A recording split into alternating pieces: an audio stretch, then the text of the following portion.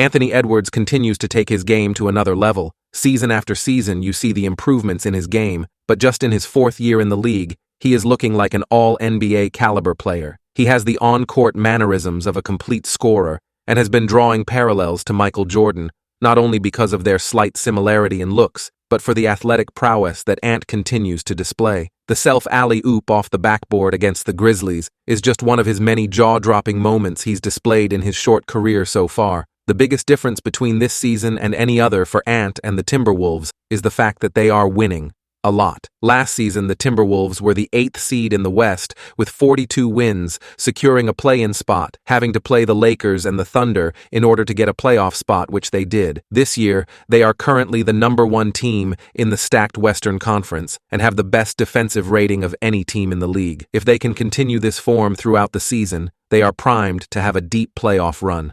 To do so, Anthony Edwards must continue to rise on big occasions. Drafted #1 overall in the 2021 NBA Draft and expected to bring good fortune to the franchise, he did not get a starting spot straight away like most #1 picks do. This is because complications caused by COVID meant that rookies that season did not get to play Summer League and had a shortened training camp, so the Timberwolves that season opted to slowly but surely integrate Ant into the rotation until he was eventually a starter, and the rest was history. After averaging 19 points and 5 rebounds on 41% shooting, many believed that he deserved the Rookie of the Year award over LaMelo Ball, who averaged 15.7 points, 6 assists, and 6 rebounds on 44% shooting. The main reason why people thought Ant would edge LaMelo is because LaMelo missed 20 games when he fractured his wrist in the middle of the season. However, with the Hornets winning 10 more games than the Timberwolves and securing a play-in spot as the 10th seed, he was voted the Rookie of the Year. Ant has used this as motivation ever since and said he's happy for LaMelo because he's focused on winning the MVP award,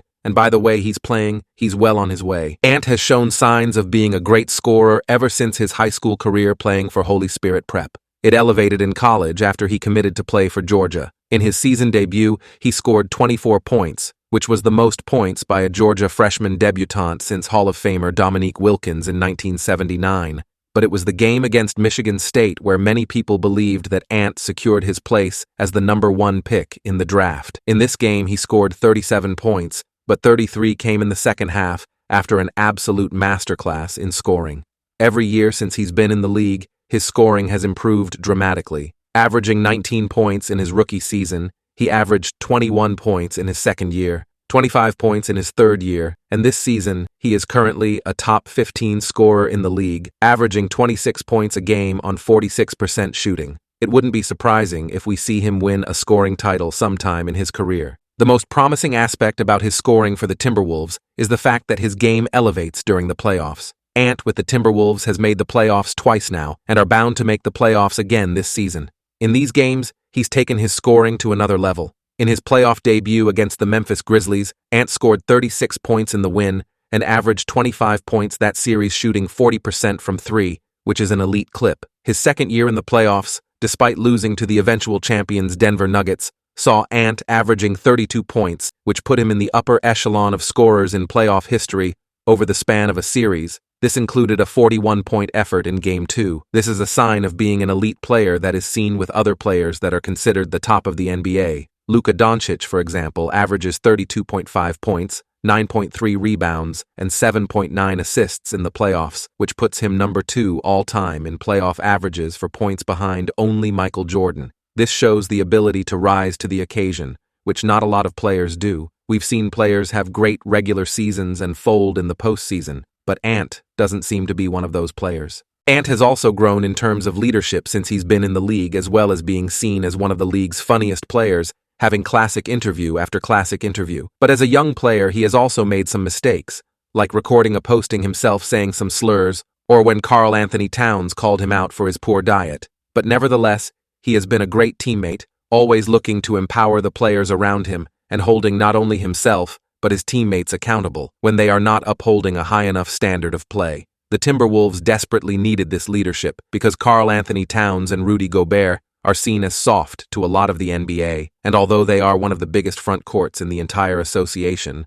their presence is not felt like someone who is on the shorter side for a forward like Draymond Green. Draymond demands a certain level of respect on the court, being a vocal leader and a physical leader for a championship-winning team. We've seen Kat and Rudy get pushed around during their career, which doesn't bode well for a leader. Ant, on the other hand, is not shy of the moment, as is an avid trash talker, not backing down from anybody, which is something you want in a leader of a team that has aspirations of winning a championship. The last time that the Timberwolves had a real leader was when Jimmy Butler was on the team, and the way it ended wasn't pretty. Jimmy expected more from Karl Anthony Towns. He believed that he had the potential to will the Timberwolves into championship contenders, but evidently Karl couldn't handle the pressure. This was the time period when Jimmy Butler beat the starting five with the third stringers and then went and did an interview with Rachel Nichols.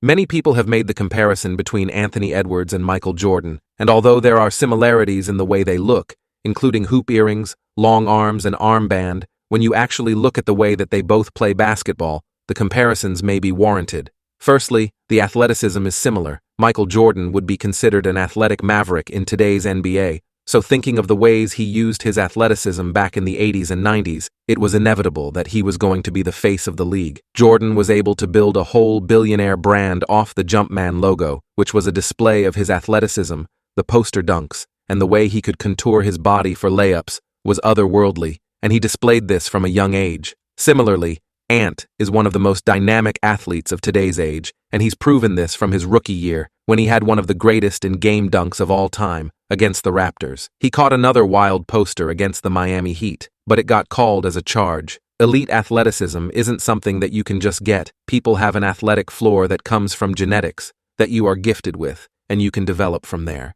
The second similarity in their games is the mid-range pull-up and shots off the dribble. In Michael Jordan's day, there was less emphasis on scoring from the three-point line. Instead, getting to the rim and mid-range jump shots were how teams wanted to score the ball, and Mike was a master of this, being the all-time NBA leader in points per game in the regular season and in the playoffs. Although Ant plays in an era where the three-point is king, he still had an elite mid-range game which is useful during the playoffs. In the playoffs, the game becomes more compact and moves slower, meaning there is less opportunity for open threes. Being able to hit consistent shots in the mid-range is a difference maker in the postseason. Due to his handle and athleticism, he is able to rise above defenders without really feeling like the defender can do anything about it.